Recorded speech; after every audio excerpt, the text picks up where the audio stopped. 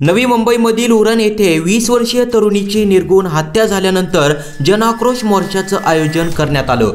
नवी मुंबईमधील अनेक ठिकाणी आज हजारोंच्या संख्येने नागरिक रस्त्यावर उतरले।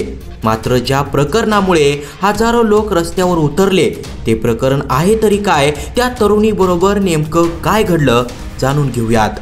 पनवेल रेल्वे स्थानकाजवळ काही दिवसांपूर्वी एका तरुणीचा मृतदेह आढळून आला।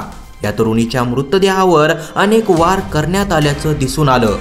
या प्रकरणामध्ये पोलिसांनी तपास केला असता मृत महिलेचं नाव यशश्री शिंदे असं असल्याचं स्पष्ट झालं। यशश्री ही अवघ्या 20 वर्षांची होती। या तरुणीवर वार करून तिची निर्घृण हत्या करण्यात आली। पनवेल रेल्वे स्थानकाजवळ जुडपामध्ये तिचा मृतदेह आढळून आला होता। या घटनेतील मृत तरुणी यशश्री 25 जुलै रोजी दुपारी 1:30च्या सुमारास घरातून बाहेर पडली होती। त्यानंतर ती तिच्या मैत्रिणीच्या घरी गेलेली असं सांगण्यात येत आहे। तिथून ती पनवेल रेल्वे स्थानकाच्या दिशेने निघून गेली होती।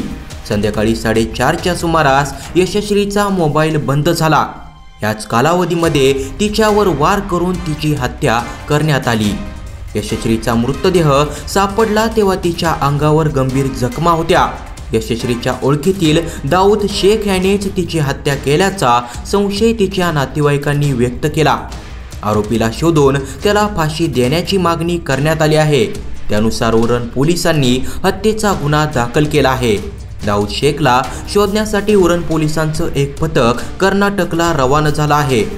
आरोपीने मृत तरुणीच्या शरीरावर अनेक वार केले असून मृतदेहाची अवहेलना केल्याचा आरोप केला जात आहे। राक्षसही असे नव्हते। दाऊद शेख गायब होता, त्याने षडयंत्र केलं आणि तिची हत्या केली। या गुन्ह्याला शब्दात मांडता येणार नाही।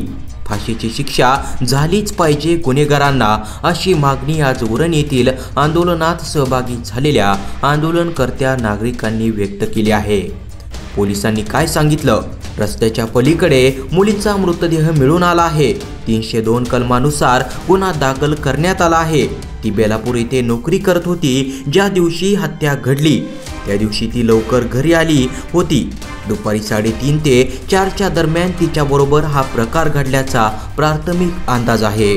आरोपी नक्की कोण आहे याबद्दलचा तपास करायचा आहे, अशी माहिती पोलिसांनी दिली आहे।